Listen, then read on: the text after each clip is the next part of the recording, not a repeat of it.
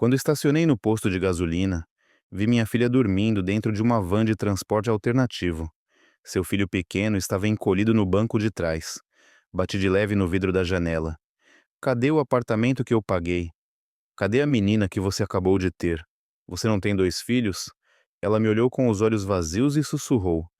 Meu marido e minha sogra trocaram a fechadura do apartamento. Disseram que eu não tenho direito sobre minha própria filha. Me jogaram na rua com o Caio e ficaram com minha bebê. E abri a porta da van. Sai daí, vem comigo, eu disse. Ela perguntou: Pra onde, pai? E eu respondi: Pra fazer eles pagarem pelo que fizeram.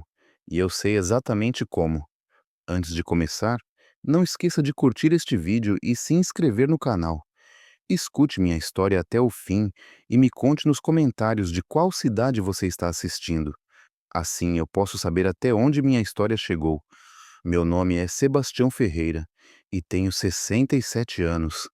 Dizem que na minha idade eu deveria estar sentado na varanda de casa, esperando os netos virem brincar.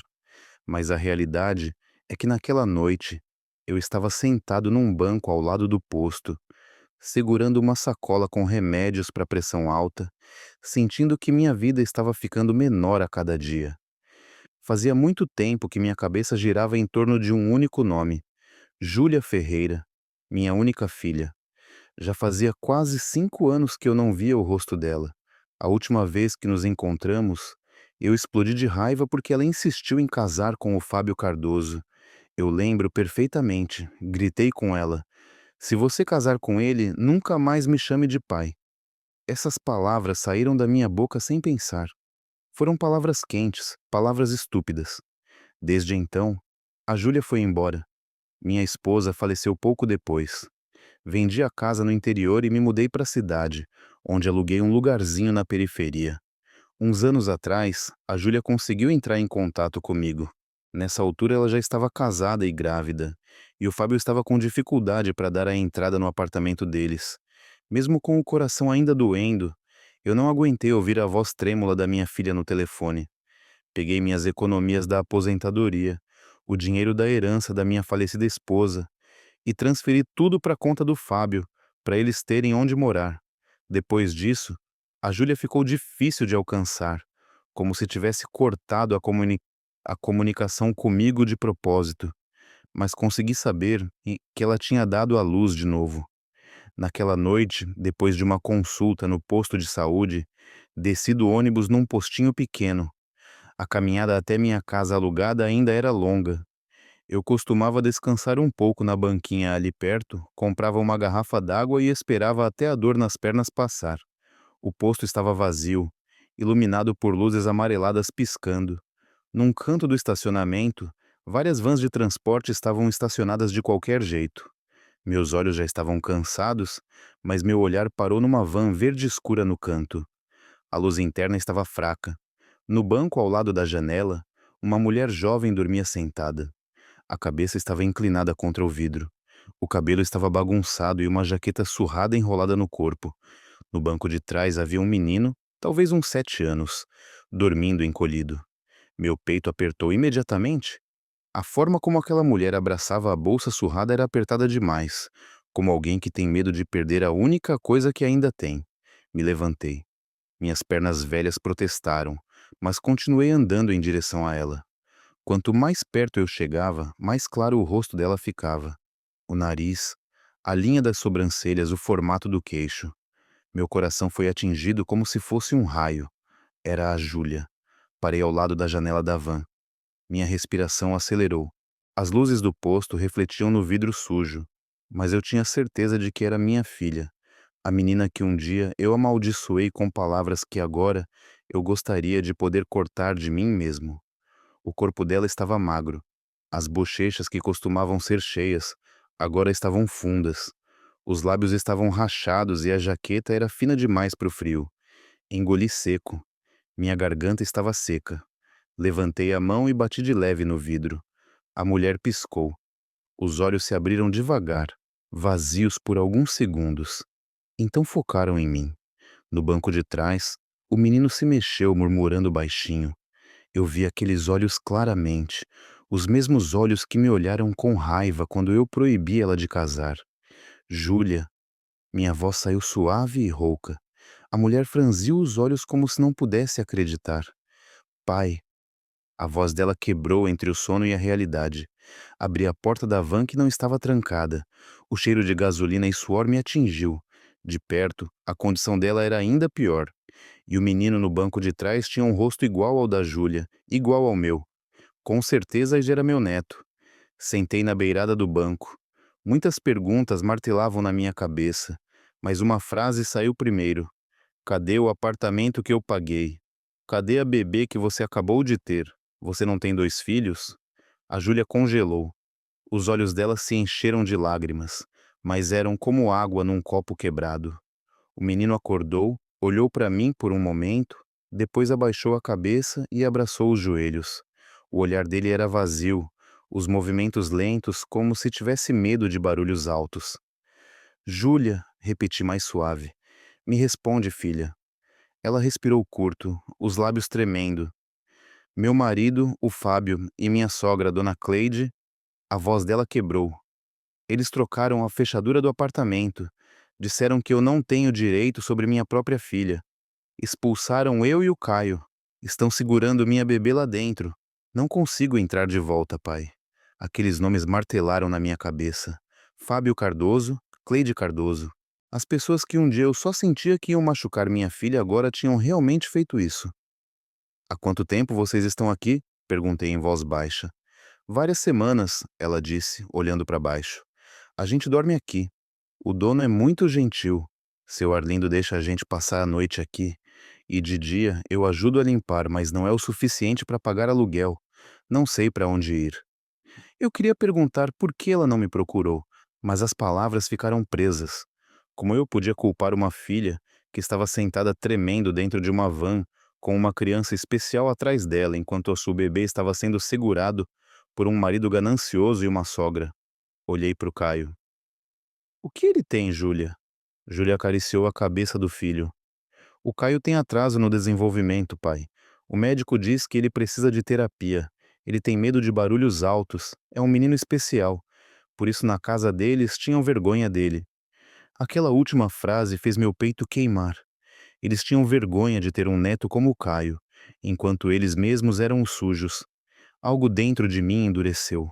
Abri a porta da van mais largo. Sai daí, disse com voz firme, igual antes. Vem comigo. A Júlia me olhou confusa e com medo. Para onde, pai? Olhei direto nos olhos dela. Pela primeira vez em anos me senti claro. Para fazer eles pagarem, respondi em voz baixa, mas cortante. E eu sei exatamente como fazer isso. Naquela noite, minha casa alugada parecia pequena. A Júlia estava sentada no chão, encostada na parede. O Caio dormia num colchonete fino, abraçando uma boneca surrada da van. Ofereci um chá doce para ela. Bebe primeiro, falei. Depois me conta. Quero ouvir tudo desde o começo. A Júlia segurou o copo com as 2 mãos. Desde a faculdade, pai, ela disse baixinho. Conheci o Fábio no campus, ele era gentil, educado, parecia estável. Sempre me dava carona, comprava comida para mim. Pensei, bom, esse é meu destino. Além disso, naquela época a gente brigava muito sobre meu futuro. Eu lembro bem. Fábio Cardoso tinha vindo em casa, trouxe pão, sorriu muito, mas os olhos dele sempre escaneavam o conteúdo da sala. Quando eu disse que não gostava dele, a Júlia rebateu. Nossa briga terminou com a frase que eu mais me arrependo. Se ela casar com ele, que não me considere mais como pai. Quando eu casei, o pai não veio. A voz da Júlia tremeu. Só a mãe veio como representante, sentada desconfortável na frente do juiz no meio da família barulhenta do Fábio. Doeu. Prometi para mim mesma que ia provar, que conseguia viver sem o pai, que podia ser feliz com o Fábio. Ela respirou fundo. No começo do casamento, tudo era doce. O Fábio era atencioso. A dona Cleide parecia carinhosa. Mas quando eu engravidei do Caio, tudo começou a mudar. O Fábio chegava tarde em casa muitas vezes. Ficava bravo fácil. A dona Cleide começou a comentar. Não vai muito na casa do seu pai, senão você acostuma a pedir as coisas. Mesmo eu nunca pedindo nada. Quando o Caio nasceu, E o médico disse que ele tinha atraso no desenvolvimento. Tudo piorou. Ela continuou. A dona Cleide me culpava sempre que o Caio tinha crises. Me faziam trancar no quarto para a vizinhança não ouvir. Tinham vergonha de ter um neto diferente de todo mundo. Na frente do Caio diziam: uma criança assim acaba com a vida da gente. Olhei para o Caio, que dormia inquieto. Seu corpinho tremia de leve. Senti vontade de arrastar o Fábio e a Cleide naquela mesma noite. Aí o Fábio teve problema para dar entrada no apartamento, a Júlia disse. Ele ficou estressado, bravo o tempo todo. Só consegui pensar numa pessoa, o pai. Por isso te liguei em segredo. Mesmo você ainda estando bravo, você ainda mandou o dinheiro. Esse dinheiro foi o que permitiu a gente entrar no apartamento. Eu acenei. Minhas economias da aposentadoria e o resto da herança da mãe da Júlia desapareceram no mesmo dia. Depois disso, ela continuou, o apartamento ficou no nome do Fábio. Eu só disse que o dinheiro era do pai. Eles responderam, quem trabalha é o Fábio. Tive medo de brigar, fiquei quieta. Desde então, o Fábio me proibiu de entrar em contato com você. Bloqueou seu número, apagou suas mensagens. Aos poucos, senti que realmente não merecia ser sua filha. Alguns meses atrás, antes deles me expulsarem, pegaram meu celular. Disseram que eu mexia demais quando eu só estava olhando fotos suas. Todos os documentos também ficaram com a dona Cleide.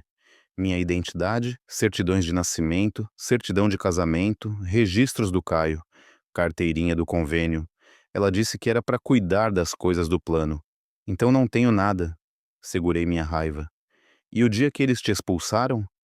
A Luana tinha só algumas semanas, a Júlia disse. Pai, eu estava exausta, chorando muito. Uma noite, coloquei a Luana no berço por um momento e disse: filhinha, a mamãe tá cansada. O Fábio viu. No dia seguinte, disse que eu estava louca, que não servia para ser mãe, e conversou com a dona Cleide sobre como se livrar de mim. Alguns dias depois, me mandaram comprar fraldas e comida com o Caio. A Luana ficou em casa. Quando voltei, já tinham trocado a fechadura. De dentro, mandaram eu ir embora. O bebê ficava com eles. Se eu fizesse cena, ameaçaram chamar a polícia, dizendo que eu queria sequestrar a criança. Os vizinhos só olhavam de longe. Ela engasgou em voz baixa. O porteiro veio e disse: não causa problema, é coisa de família. Sentei na frente da porta chorando. O Caio estava com fome. De noite, me expulsaram do corredor também. Só tinha algumas notas na carteira, minha roupa. Os documentos, o telefone, tudo ficou lá dentro. Por que você não me procurou? Perguntei baixinho. A pergunta que guardei finalmente saiu. A Júlia abaixou a cabeça. Não sabia seu endereço atual, pai. O último que eu sabia, você ainda estava na cidadezinha. Quando você disse que ia se mudar para a cidade, eu estava ocupada com minha própria vida. Nunca perguntei onde você morava. Não sei seu número de cor. Sempre foi só tocar no seu nome no telefone. Não tenho telefone mais. Na minha cabeça só tinha a voz do Fábio. Seu pai só vai te culpar. Tinha medo, tinha vergonha. Então só andei com o Caio. Dormimos em capelas, nos bancos de posto, às vezes nas portas de lojas. Até que uma noite o seu Arlindo viu a gente e ficou com pena. Disse que a gente podia dormir na van dele de noite, desde que eu ajudasse a limpar de manhã. Ela limpou os olhos com o dorso da mão. Várias vezes pensei em te procurar no interior, mas não tinha dinheiro para o ônibus. Além disso, tinha medo de que se chegasse lá, você fosse me dizer que eu merecia tudo isso. A dor se espalhou pelo meu peito. Estendi a mão e peguei a dela com firmeza. Escuta, Júlia, disse em voz baixa mas firme. Seu pai cometeu um erro enorme quando te expulsou. Mas o que o Fábio e a dona Cleide fizeram com você é muito mais cruel. Você não é louca. Você é mãe do Caio e da Luana e ainda é minha filha. A Júlia me olhou, os olhos vermelhos. Mas causei problema pro senhor. O senhor já tá velho. Velho? Interrompi ela. Se eu tiver que sofrer por você e pelos meus netos, isso não é um fardo. É minha obrigação. Eles acham que podem te jogar fora assim. Acham que você não tem ninguém. Respirei fundo. Os nomes Fábio e Cleide giravam na minha cabeça como espinhos. A partir desta noite, você não está mais sozinha, continuei. O apartamento, sua bebê, a vida que arrancaram de você. Vamos pegar tudo de volta, um por um. Deixa eles saberem também o que é perder. Nos olhos da Júlia, por trás do cansaço acumulado durante anos, vi algo começando a aparecer devagar. Não era mais desespero, mas uma pequena esperança que teimosamente queria viver. Na manhã seguinte, o sol mal tinha subido, mas minha cabeça já estava cheia de planos. A Júlia dormia ao lado do Caio. O rosto dela parecia mais tranquilo que na noite anterior, mas as olheiras eram escuras. Levantei devagar e cobri eles com um cobertor. Na cozinha pequena, coloquei água para ferver e fiz chá enquanto pensava numa coisa. A entrada do apartamento. Aquele dinheiro não era pouca coisa. Era a economia de meia vida para mim e minha falecida esposa. Quando transferi para a conta do Fábio, guardei todas as provas. Se eu pudesse provar isso, então aquele apartamento não pertencia só ao Fábio. Puxei uma cadeira, subi devagar e alcancei uma caixa de papelão marrom em cima do guarda-roupa velho. Uma caixa que quase nunca tinha aberto desde que minha esposa morreu. Dentro tinha uma pasta plástica azul, meio úmida com cheiro de papel velho. Trouxe para a mesa, sentei e abri uma por uma. Uma caderneta de poupança surrada, a certidão de nascimento antiga da Júlia, cartas da minha falecida esposa, de quando ela ainda trabalhava em projetos administrativos. E no meio de tudo aquilo, encontrei o que procurava: fotocópias de recibos de transferência bancária, várias folhas com minha letra na margem. Para a entrada do apartamento da Júlia, dizia, numa escrita inclinada e caprichada, tinha data, valor e número de conta no nome de Fábio Cardoso. Embaixo do último recibo, tinha uma folha amarelada, uma carta manuscrita da minha esposa. Sebastião, se um dia esse dinheiro for usado para qualquer coisa que não seja para Júlia e seus filhos, não fique calado. Você tem direito de lutar por isso. Fiquei em silêncio por muito tempo. Era como se ela estivesse falando diretamente comigo do além. Aos poucos, arrumei aqueles documentos numa pasta. Minhas mãos tremiam, não de velhice, mas de raiva misturada com determinação. O Fábio acha que é o mais esperto. Acha que porque sou velho e sozinho, vou só fechar os olhos. Tá errado. Teve um barulho no chão. A Júlia saiu do quarto com o cabelo bagunçado e os olhos meio abertos. Pai, não dormiu? Já dormi o suficiente, respondi. Vem ver aqui um momento. Ela se aproximou. Entreguei os recibos de transferência e a carta. A Júlia leu. Os lábios dela tremiam. Essa é a letra da mãe, ela sussurrou. É, falei. Antes você nunca quis escutar quando eu dizia que alguma coisa no Fábio não estava certa. Agora olha você mesma. Aquele apartamento está em pé no suor da sua mãe e no meu. Eles acham que podem simplesmente te jogar fora. A Júlia mordeu o lábio. Pai, mas o apartamento está no nome do Fábio. Ele tem os documentos, a lei olha para os papéis. Por isso que temos que usar papéis também, interrompi. Não só chorar numa van de transporte. O Caio acordou, esfregou os olhos, engatinhou para o colo da Júlia e olhou para a pasta azul na mesa sem entender. Depois encostou a cabeça no ombro da mãe.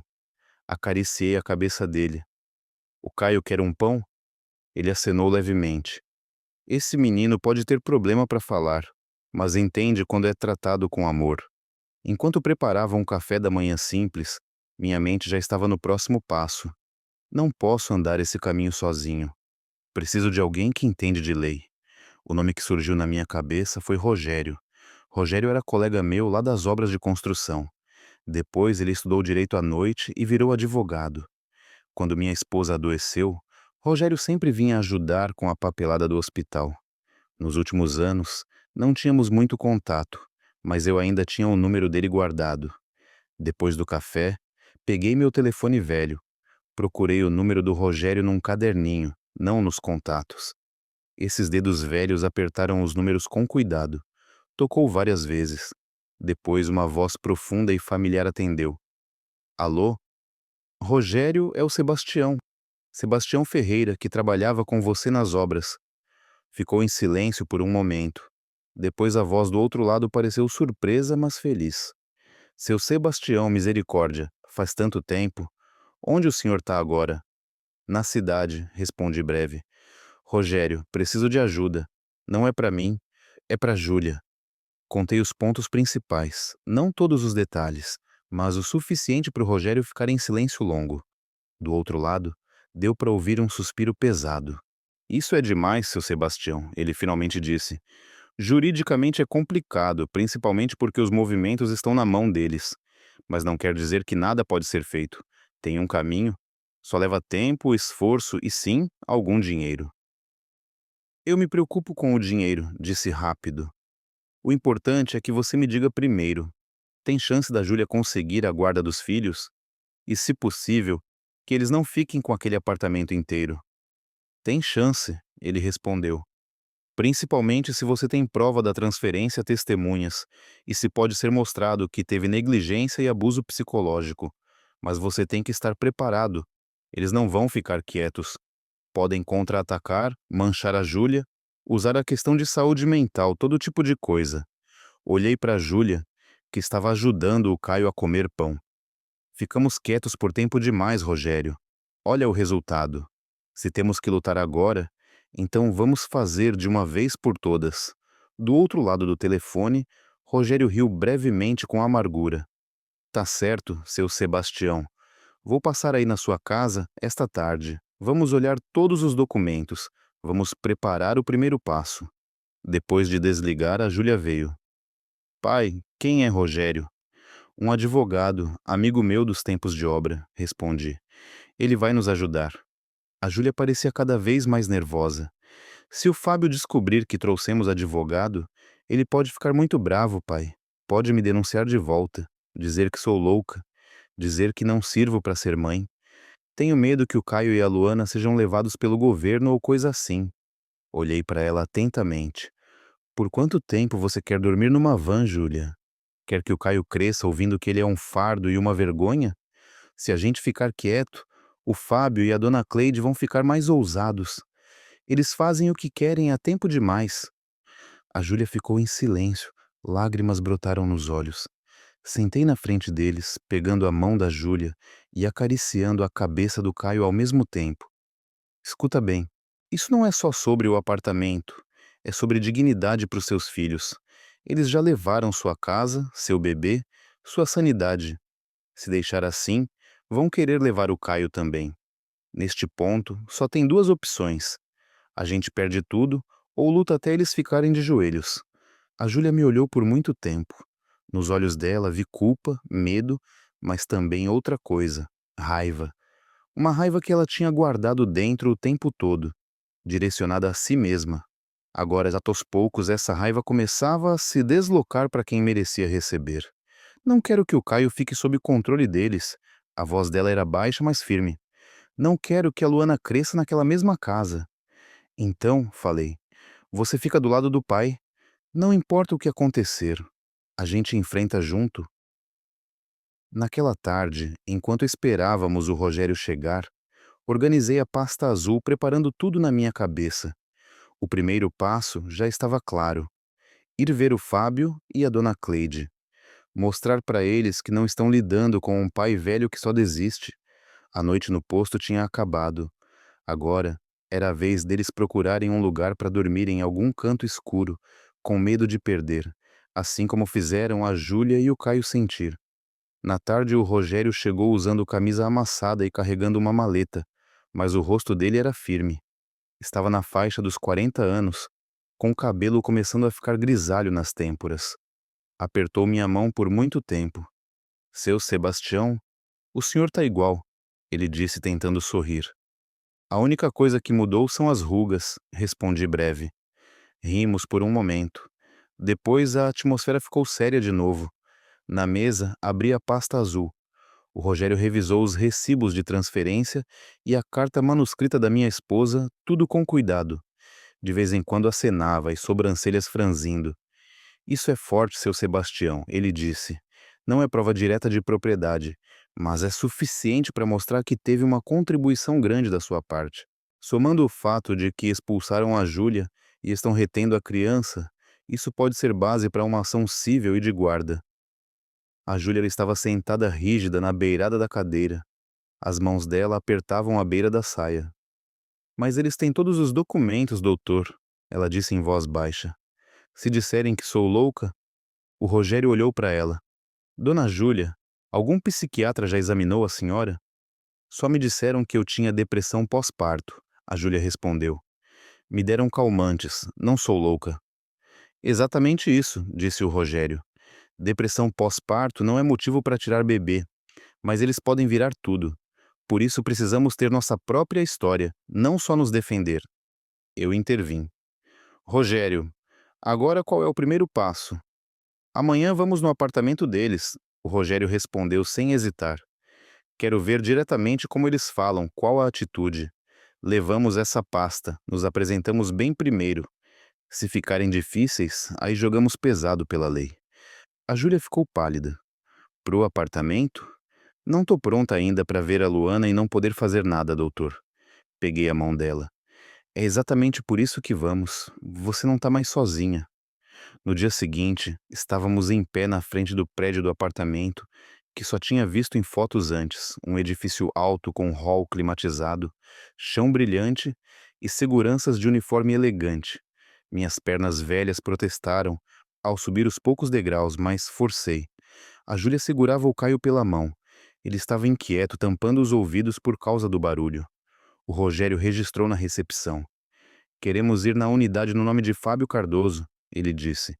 Sou Rogério Vasconcelos, advogado. Este é o pai da esposa dele e a esposa em pessoa. A recepcionista ligou para cima. A expressão mudou várias vezes. Depois acenou desajeitadamente. Por favor, esperem. O senhor Fábio vai descer. Bufei baixinho. Tá nos fazendo esperar aqui, sussurrei para Júlia. Alguns minutos depois, o Fábio apareceu do elevador. Camisa social, calça social, cabelo engomado cheirando a colônia. Por fora ainda parecia o genro ideal. Os olhos dele foram direto para Júlia e para o Caio. Por um momento congelou. Depois, o rosto endureceu. Por que traz gente velha aqui? Ele disse com rispidez. E esse menino? O olhar dele para o Caio era como olhar para o lixo. Por que não acha outro lugar para causar problema? Dei um passo à frente. Vamos falar com respeito, Fábio, disse sem emoção. Esse é seu filho, não um gato de rua. Ele me olhou de cima a baixo. Senhor Sebastião, né? Faz tempo. Desculpa, mas essa aqui é minha casa. Não pode simplesmente vir aqui causar cena. O Rogério deu um passo à frente e puxou-lhe um cartão. Bom dia, senhor Fábio. Sou Rogério Vasconcelos, advogado. Viemos de boa fé para conversar sobre a Júlia e os filhos, incluindo direitos de moradia e guarda. O Fábio olhou para o cartão por um momento, depois riu com escárnio. Advogado? Rapaz, isso é tenso. Posso chamar advogado também se precisar. Mas para quê? Minha esposa foi quem foi embora e abandonou a filha. Agora vem fazer drama no hall. A Júlia estava tremendo. Eles me expulsaram, me expulsaram. A voz dela mal era audível. O quê? O Fábio se aproximou. Quem expulsou você? Você não aguentava sozinha. Foi embora. Levando o Caio, deixou o bebê. Não vira a história na frente do seu pai. Senti o sangue subindo para a cabeça. Não mente, Fábio, disse alto. Várias pessoas no hall começaram a se virar. A Júlia foi expulsa. Você trocou as fechaduras. Tá segurando o bebê. Pegou todos os documentos. O Fábio levantou a voz. Escuta você mesmo, seu Sebastião. Ela tá alucinando. A depressão tá piorando. Já consultamos o médico pela segurança do bebê. Tivemos que separar temporariamente. Quer o bebê aos cuidados de alguém que fala sozinha e chora sem motivo? As palavras dele eram como facas. A Júlia segurava com a cabeça. O Caio se agarrou nas pernas dela, começando a choramingar com os gritos. O Rogério segurou meu braço antes que eu pudesse chegar perto demais. Senhor Fábio, ele disse mais calmo. Se o senhor tem certeza da sua versão, não tem problema se levarmos essa questão para o tribunal, certo? Temos prova da transferência da entrada do apartamento do senhor Sebastião para sua conta. Também temos testemunhas que podem falar sobre o tratamento do senhor e da sua mãe com a Júlia. O rosto do Fábio tensionou por um segundo, depois rapidamente voltou ao normal.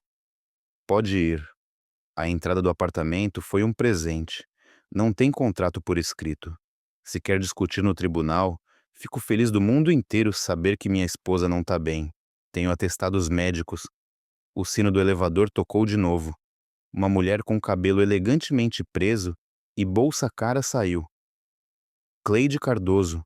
Ela olhou pra gente com as sobrancelhas levantadas. O que é essa confusão? Ela perguntou. Depois os olhos dela encontraram a Júlia e o Caio. Os lábios se curvaram não num sorriso, mas num sarcasmo. Ah, cansou de andar por aí carregando esse menino especial?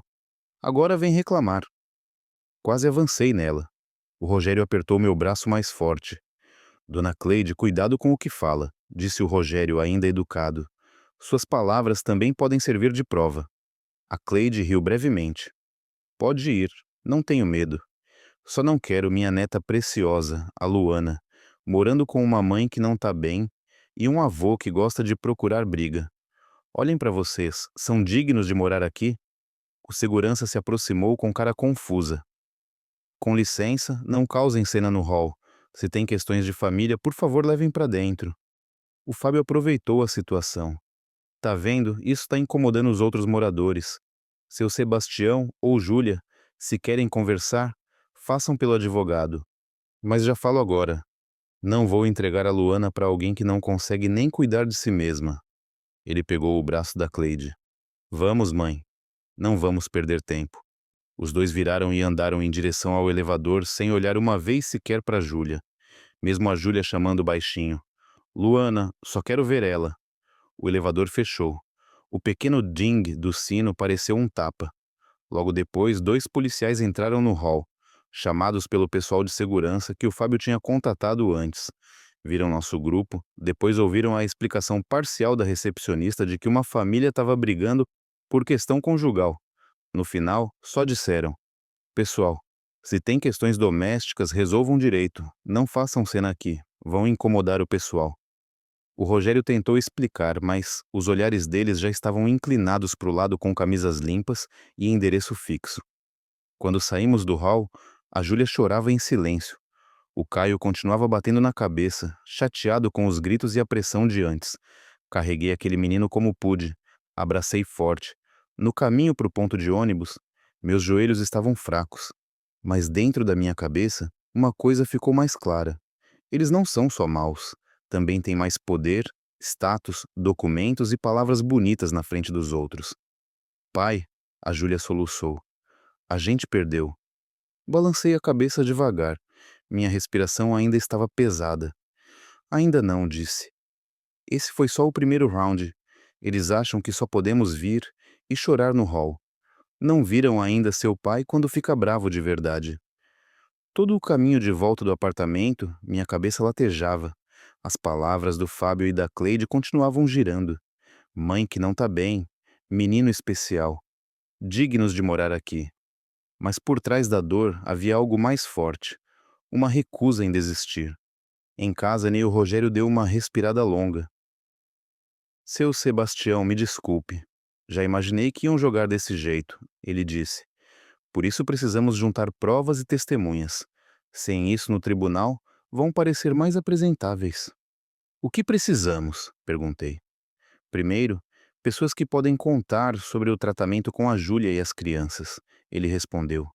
Segundo, prova de que abusaram da situação da Júlia. Terceiro, talvez existam registros financeiros que mostrem que o Fábio usou dinheiro que deveria ser para os filhos. A Júlia estava sentada quieta com os olhos inchados. Quem vai me defender? Ela sussurrou. Os vizinhos do prédio acreditam neles. Nem todo mundo, o Rogério interveio. Sempre tem uma ou duas pessoas que veem mais claro. Começamos pelo lugar onde a Júlia deu à luz. Com certeza tem enfermeiras ou funcionários lá que sabem como era a atitude do Fábio e da dona Cleide. Acenei. Fazia sentido. Então amanhã vamos na clínica, disse. No dia seguinte, nós três fomos na clínica de maternidade onde a Luana nasceu. O prédio não era grande, mas cheio de gente. No balcão de recepção, a Júlia se apresentou. Eu dei a luz aqui, no nome de Júlia Ferreira. A enfermeira que me atendeu ainda trabalha aqui? A mulher no balcão olhou os dados no computador. Depois chamou. Tânia, vem aqui um momento. Uma mulher jovem de uniforme de enfermeira se aproximou. O rosto era gentil. Devia ter uns 20 e poucos anos. Vendo a Júlia, os olhos arregalaram. Dona Júlia? A voz soou surpresa. Meu Deus do céu, como a senhora tá agora? A Júlia tentou sorrir. Você lembra de mim, Tânia? Claro que lembro, ela respondeu. Eu estava de plantão na noite que a senhora deu à luz. Mas agora como? A Tânia olhou ela de cima a baixo. Depois olhou para o Rogério e para mim. Queremos pedir um favor, disse diretamente. Pode conversar num lugar mais quieto? Sentamos num banco comprido perto de um jardinzinho atrás da clínica. A Tânia ouviu enquanto a Júlia contava o que aconteceu depois de sair da clínica. Quando chegou na parte de ser expulsa do apartamento, o rosto da Tânia mudou para raiva. Então é verdade que expulsaram a senhora, ela disse. Eu nunca tive boa sensação sobre seu marido desde o início, lembra? Aquela noite ele ficou bravo no escritório de cobrança só por causa da diferença no custo do quarto. Disse. Por que não o quarto normal? Enfim, minha esposa é só uma dona de casa. E isso enquanto a senhora estava sofrendo de dor. Fiquei chocado. Acenei levemente. Lembra de mais alguma coisa? Quando sugerimos levar o Caio num especialista em desenvolvimento infantil, a Tânia continuou. A dona Cleide reclamou. Disse. Se os vizinhos descobrirem que meu neto tem problema, que vergonha. Disse alto no corredor. Minhas colegas e eu nos olhamos. O Rogério falou em voz baixa. Senhorita Tânia, estaria disposta a testemunhar como testemunha, ou pelo menos fazer uma declaração por escrito sobre o que viu e ouviu? A Tânia pareceu hesitante por um momento. Tenho medo, doutor, que a clínica possa ter problemas depois. A gente cuida disso, disse o Rogério. Não é necessário mencionar o nome da clínica no primeiro momento. Isso é sobre crianças tiradas da mãe. Se ninguém ousar falar, gente como eles continua ganhando. A Tânia olhou para Júlia, que estava com a cabeça baixa. Dona, naquela noite que a senhora deu à luz, estava chorando muito. Não só de dor, mas porque se sentia sozinha. Não aguentei ver a senhora assim. Se ficar calada agora, sinto que também sou uma pessoa ruim, ela disse em voz baixa. Tá certo, doutor, vou ajudar. Vou fazer a declaração. Se for necessário, vou no tribunal. Quase chorei ouvindo isso. Obrigado, filha, disse. Você não sabe o tamanho disso pra gente. Na tarde, sentamos de novo na mesa da minha cozinha. O Rogério estava montando o plano. Além da Tânia, precisamos de testemunha de onde o senhor Sebastião mora, ele disse. Alguém que possa dizer que o Caio é bem cuidado, que não é abandonado. Seu Bonifácio, o síndico aqui da quadra, ele veio cuidando do Caio muitas vezes. Bom, o Rogério respondeu. Vamos falar com ele depois. E sobre o dinheiro, tem um contato na empresa antiga do Fábio. Ele diz que a empresa tinha fornecido apoio especial para a terapia de crianças com necessidades especiais. Quero verificar se esse dinheiro foi realmente usado para o Caio ou para onde foi. A Júlia levantou a cabeça. A empresa deu apoio? Nunca me falaram nada. O Rogério e eu nos olhamos. Se for verdade que o dinheiro não foi usado como deveria, o Rogério disse em voz baixa, esse pode ser um ponto muito forte. Significa que o Fábio não só abandonou, mas também aproveitou da situação do Caio para o ganho pessoal. A Júlia segurou a cabeça. Então ele não foi só mal comigo, mas com o próprio filho. Alguém que vê o filho como fardo não vai hesitar em usar ele como desculpa para conseguir dinheiro, disse brevemente. Não se surpreenda. Ficamos em silêncio por um momento. No meio do silêncio, peguei de novo a carta manuscrita da minha falecida esposa. Li em voz alta na frente deles. Sebastião, se um dia esse dinheiro for usado para qualquer coisa que não seja para Júlia e seus filhos, não fique calado. Você tem direito de lutar por isso. Minha própria voz soou trêmula. Sua mãe sempre soube que o mundo não é justo, falei para Júlia. Ela me deixou essa responsabilidade. Antes eu falhei em te proteger de uma decisão ruim, agora não quero falhar duas vezes. A Júlia olhou para os dois alternadamente. E se eles me atacarem depois com o argumento da depressão pós-parto? Ela perguntou baixinho. Se o juiz acreditar neles, posso perder a Luana e o Caio completamente. Por isso você tem que provar que quer e pode ter tratamento adequado, disse o Rogério. A Tânia mencionou que tem um programa de aconselhamento gratuito no posto de saúde. Vamos pegar. Não porque você é louca, entende? Mas para que, quando os juízes perguntarem, possamos responder claramente. Acenei. Amanhã te levo no posto. Vamos pedir encaminhamento. Vamos seguir as sessões que recomendam. Vamos usar todos os meios legais. A Júlia respirou fundo, como alguém se preparando para mergulhar em água fria. Todo esse tempo sempre fugi, ela disse em voz baixa. Fugi do pai. Fugi dos problemas. Acontece que não importa quão longe eu corra, a dor fica grudada. Se tiver que enfrentar eles no tribunal agora, que seja de uma vez por todas. Olhei para ela atentamente. Tem certeza? Ela acenou mais firme dessa vez. Não quero que o Caio perceba. Depois, quando crescer, que a mãe dele ficou quieta enquanto humilhavam ele. Não quero que a Luana cresça, sem saber que a mãe lutou. Naquele momento, vi a Júlia não como a menina teimosa que me deixou pelo homem errado, mas como uma mãe ferida que queria se levantar. Essa era a diferença. O Rogério fechou devagar a pasta azul. Bom, ele disse. Então de hoje em diante, não só defendemos, contra-atacamos limpamente. Deixa eles que gostam de jogar sujo eventualmente caírem pela própria sujeira. Várias semanas depois do encontro com a Tânia, nossas vidas pareciam puxadas em duas direções. De um lado, aos poucos estávamos juntando força. Do outro, o Fábio e a Cleide começaram a contra-atacar. Toda terça eu levava a Júlia no posto de saúde pro aconselhamento. A médica lá, uma mulher de meia idade e calma, sempre falava gentil com a Júlia. Depressão pós-parto não é vergonha, ela dizia. Você precisa de descanso e apoio, não punição. Ela escrevia caprichadamente o registro da terapia. Íamos usar depois. A Tânia mandou a declaração escrita, assinada na frente do Rogério, mencionando claramente como o Fábio ficou bravo com o custo e como a dona Cleide insultou o Caio. Guardei aquele documento na pasta azul como se fosse ouro. Também fomos ver o seu Bonifácio na sala da casinha dele. Ele ouviu nossa história acenando de vez em quando. Vejo o senhor Sebastião aqui muitas vezes cuidando do Caio, ele disse. O menino é diferente, mas nunca vi ele apanhando ou ficando com fome. Se a mãe tem depressão, bom, é normal depois do que passou. Mas na minha visão, os dois amam muito o menino. Se precisar de mim, testemunho. Tinha alguma esperança crescendo, mas acontece que quando começamos a nos levantar, o inimigo não ficou parado. Uma tarde, eu estava estendendo roupa na frente de casa. A Júlia estava dentro dando comida para o Caio. De repente, um carro branco parou na entrada do beco. Duas pessoas saíram. Um homem jovem com uma pasta grossa e uma mulher usando colete que dizia Serviços Sociais, Conselho Tutelar, com dois policiais atrás deles. As expressões neutras. Essa é a casa de Sebastião Ferreira? A mulher perguntou. Sim, respondi. Meu coração já sentiu ruim. O que posso fazer?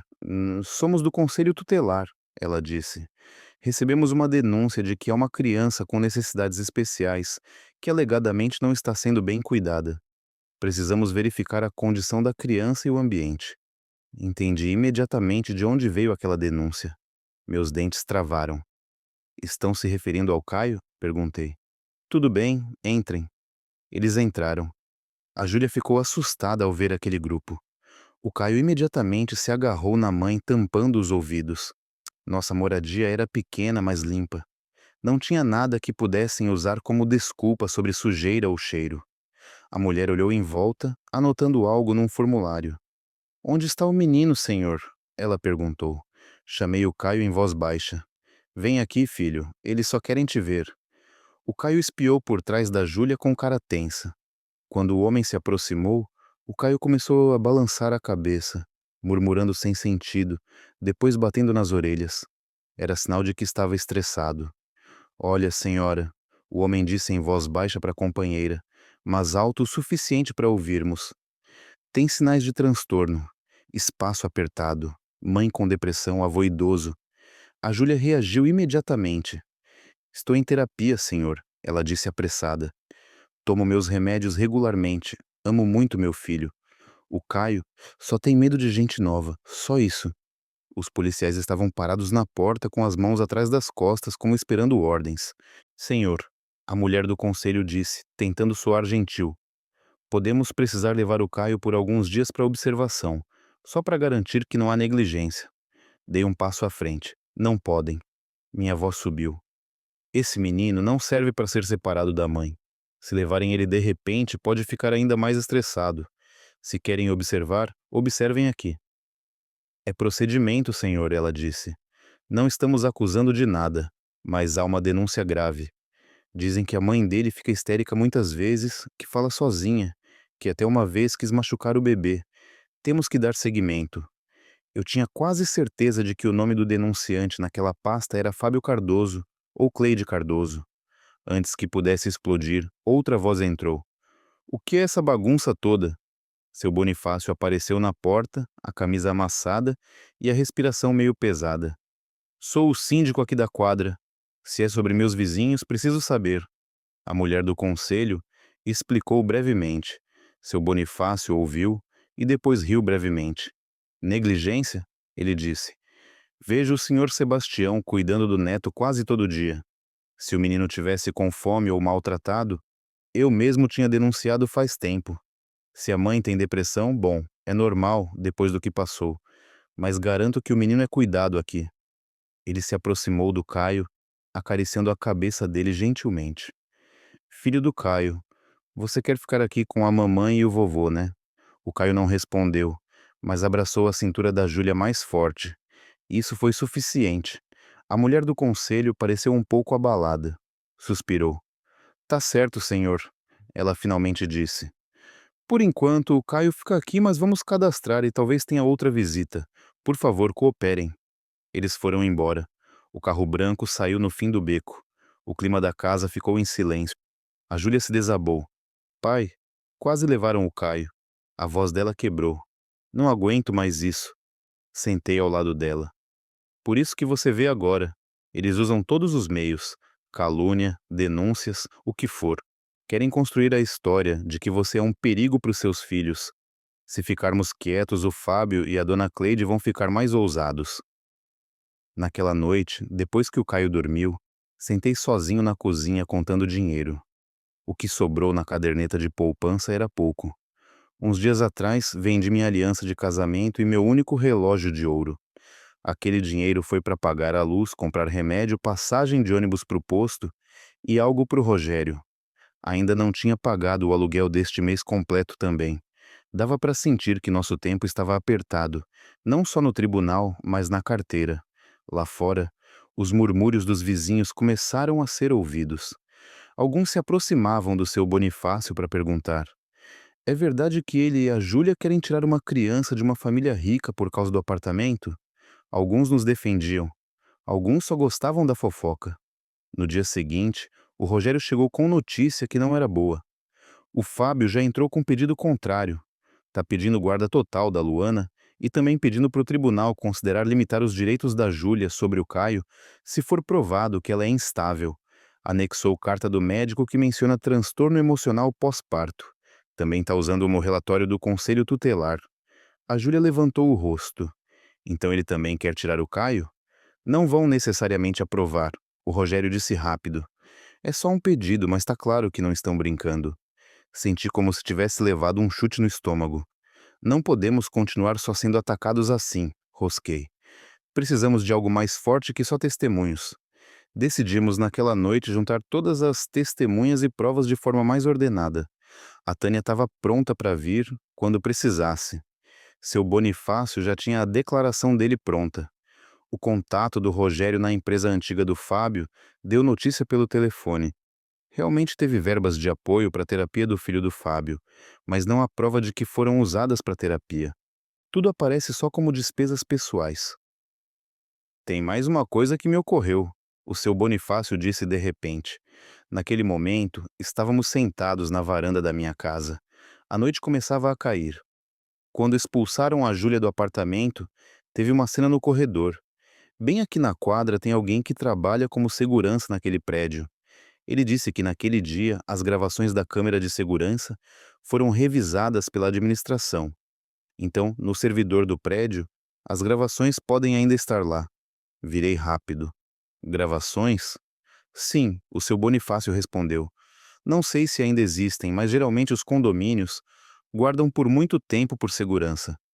Uma imagem apareceu na minha cabeça. A Júlia parada na frente da porta do apartamento chorando, batendo. O Fábio e a Cleide dentro. talvez capturados pela câmera. Se pudéssemos pegar aquela gravação do momento que tiraram a Luana dela, do momento que expulsaram a Júlia, aquilo não seria mais só testemunho. Olhei para o Rogério. Nossos olhos brilharam do mesmo jeito. Rogério, disse, minha voz baixa mas clara.